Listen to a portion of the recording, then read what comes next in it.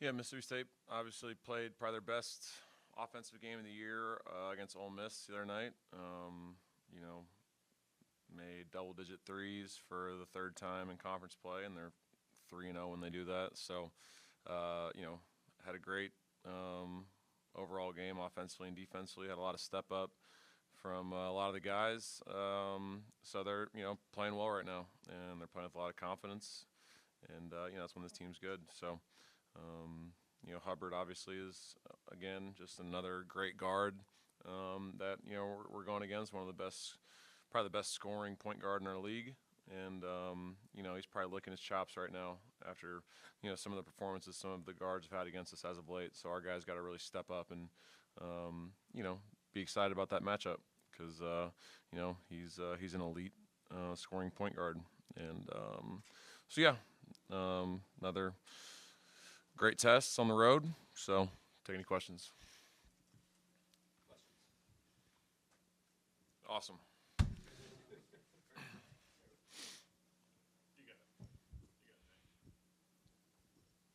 Stephen, just obligatory checkup on Keyshawn Hall, whether you expect him to play on Wednesday. Yeah, had a great practice yesterday, and he's out there getting shots right now. So, hope for another great practice today.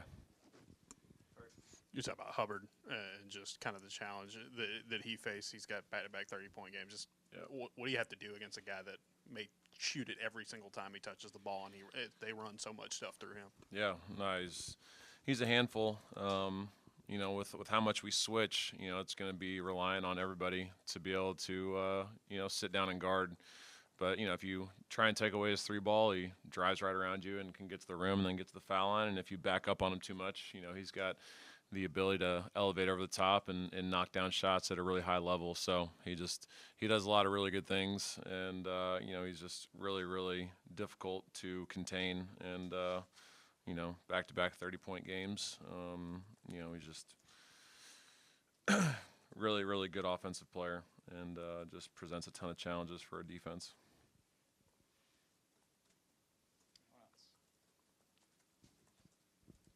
Yeah, I mean, you mentioned in your open about Mississippi State kind of having more confidence of late. Just you mentioned the 3-point shooting. What are you guys going to have to do as a 3-point defense in this game, especially after you just saw Acuff in that last game have a good performance? What are you guys going to have to improve on? Yeah, a lot of those were just bad closeouts, honestly.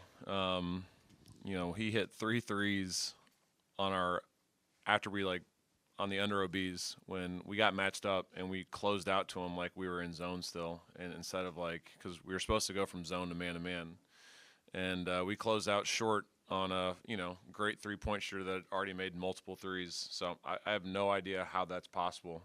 So it was more our closeouts than it was anything. Whereas Hubbard is if you don't close out with a high hand on him, he's going to knock shots down. And then if you aren't pressed up into the ball, he's just going to be able to drive by you and get you off of him and get to a step back. So our closeouts had a lot to do with his shooting in the Arkansas game. It was just lazy, bad closeouts. So we got to fix that. Jeff, if you have a sense that this is going to mean extra for Murph, any wisdom or guidance for him? Well, we're going to his favorite hibachi restaurant tonight, so I know he's really excited about that. One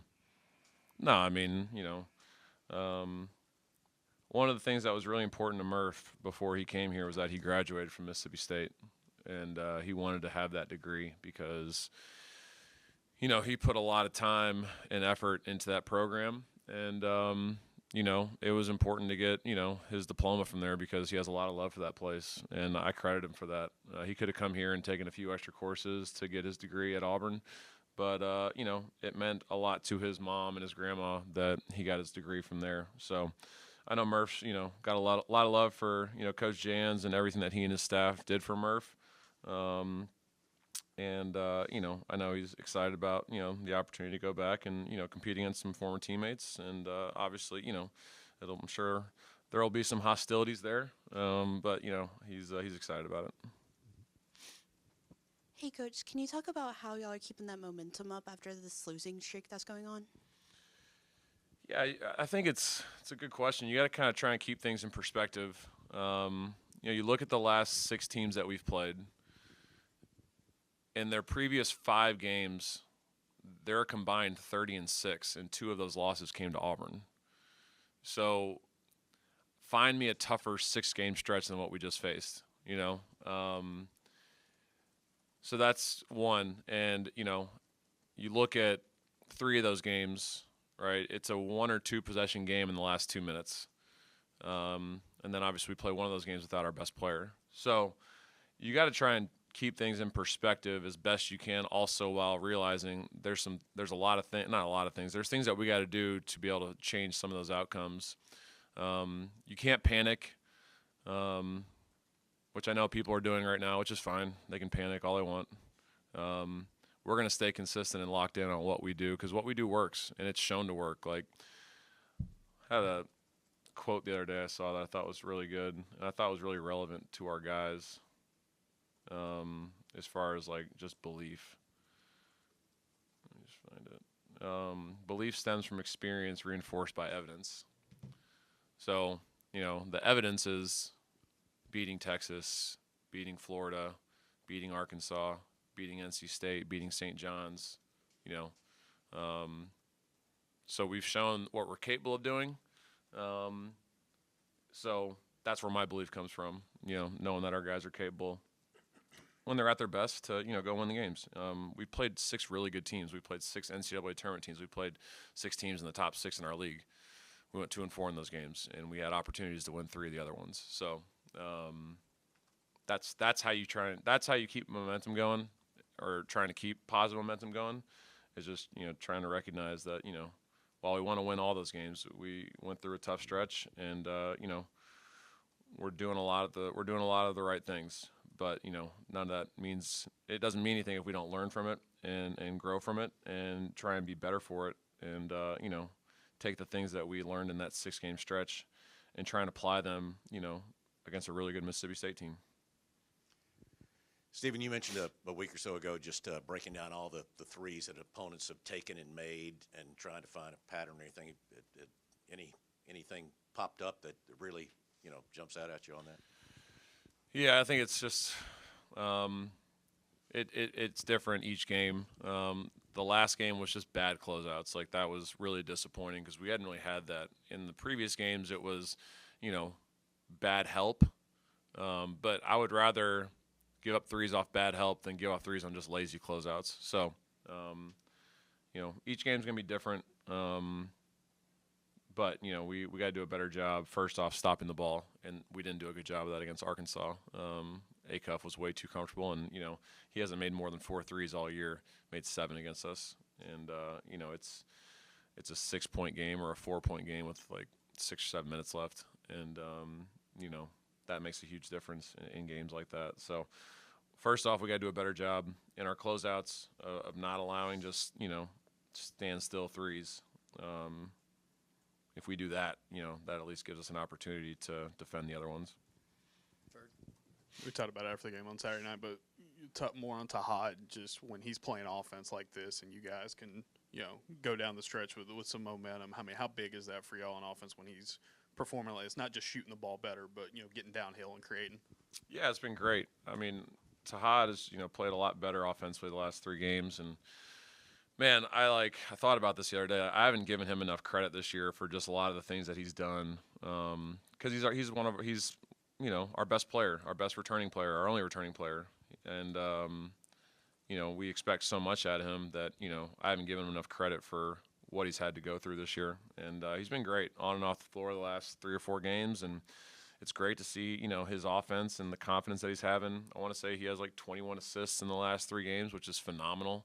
He's been great. So, you know, I texted his dad and his agent yesterday, and, you know, they got nervous when I texted him. I was like, I gotta do a better job at giving you guys more good stuff, because there's so much good with Tahad. He's been a great teammate, trying to be a better leader on the floor. So, you know, if he can keep this up, you know, it's going to bode well for us as you know, as we come down the stretch here. So he's starting to play well at the right time, and you know, if the rest of us can, you know, continue to keep growing and stay consistent and stay bought in like they have been, we'll be in a good spot. And then, Elijah got off to a rough start against Arkansas, but he hit some shots there in the second half. Did you kind of see him maybe a little spark there towards the end of the game with him offensively? Yeah, I mean, it was good to see him knock down a few shots, but he was just way too tentative in the first 30 minutes. Like, he was just way too in between on everything he did offensively and defensively. And for him to be an effective player, he's just got to just be 100% committed to whatever he's doing in that moment, whether it's driving the ball to the basket or taking an open shot or a closeout or, a rotation on defense. Like, he can't do anything halfway, because when he does things at 100% and full speed, he's unbelievable and he's incredibly effective. And I thought in the Arkansas game, he was just a little too stagnant, a little too caught in between decisions on what he was trying to do. And for him to be effective, he can't do that. So for him, it's like, you just got to be assertive, man. You just got to, make your mind up and go do it. Because when you do those things, like, there's not a lot of people that can compete with you in those situations. So, need him to, play well down the stretch, and hopefully a couple of those threes late will give him some confidence moving forward. I thought he had a couple great drives late in that game too in the second half. I just thought it just took 30 minutes for him to kind of get comfortable, and he's got to get comfortable quicker in games in order to be effective. Anything else for Coach? All right. Thanks, guys.